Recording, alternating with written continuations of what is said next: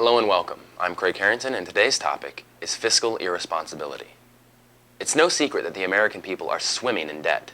Consumer debt and personal debt are both skyrocketing out of control, and for the most part, many people have driven themselves into this financial distress. They lack the financial education necessary to put forth a balanced budget. They don't know how to balance their own financials. One of the main reasons for this is the bad example given to them by their own government.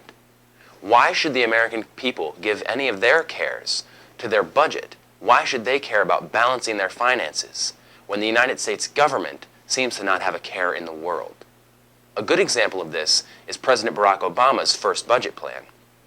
His budget calls for a 2010 deficit of $1.75 trillion. This deficit for 1 year, 2010, will be bigger than the deficits ran by the Bush administration in 2006 and 2007 combined. When you compound this with the $1.2 trillion holdover deficit from Bush's last term in office, you find that in just 2 years, our country will add $3 trillion to its already skyrocketing national debt. In 2010, President Obama's budget calls for $3.5 trillion in spending and $1.75 trillion in debt. This means that over half of our government spending will be financed on foreign loans. And if those foreign loans don't come through, over half of our government spending will simply evaporate. The United States can't sustain this, but we seem to be perpetually in a system of debt. Our economy cannot correct itself if our government doesn't fix its own financial balance sheet. President Obama has said that he will slash the deficits by 2013. But in 2013, the United States will still carry a $533 billion deficit. In just 4 years in office, during his first term, President Obama may add up to $4 trillion to our already insurmountable national debt. Making matters worse is the fact that his budget plan assumes that the economic crisis doesn't get significantly worse.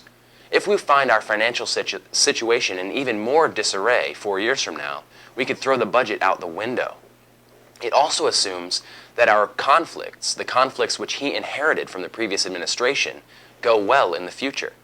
If the troop withdrawal in Iraq stagnates, or the conflict in Afghanistan proves more costly than previously estimated, we'll see our military budget expand even more. Currently, the United States military spends more than any other military in the world, and it may have to spend even more in the future just to deal with the conflicts of the last 8 years. This is not a good policy. Even if the budgetary system set forth by the president is necessary, it may not be possible to execute because the United States simply cannot fund it. The American people are absolutely unwilling to see their taxes increased. President Obama has said that he will increase the taxes on the top bracket of wage earners, but even this may only account to a few $100 billion over the course of 10 years. This is not enough to pay for our expanding debt. We need some better way. But the American people and American politicians are absolutely unwilling to raise taxes. The American government is unwilling to put import tariffs in place which will bring revenue into it. There's no way to pay for the projects that we need to survive without some way of financing it ourselves. We won't have any roads or education system, fire or police departments. We won't have a hospital system in the United States if we cannot fund it. And currently, all of that is being funded on foreign loan obligations. This budget does not put in place any way of erasing our annual deficits.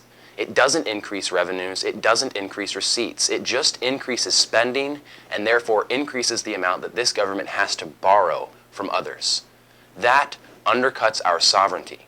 It makes us susceptible to the monetary systems of other countries because they control so much of our outstanding debt. As it currently stands, foreign countries hold over $3 trillion in our debt, and that number will double over the next 4 years, according to President Obama's plan. The United States cannot survive this way.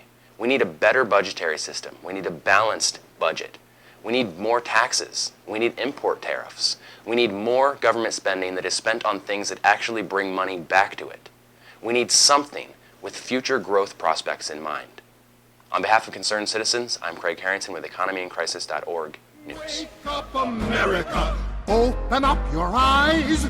Wake up, America! Wake up! Produced by EconomyInCrisis.org.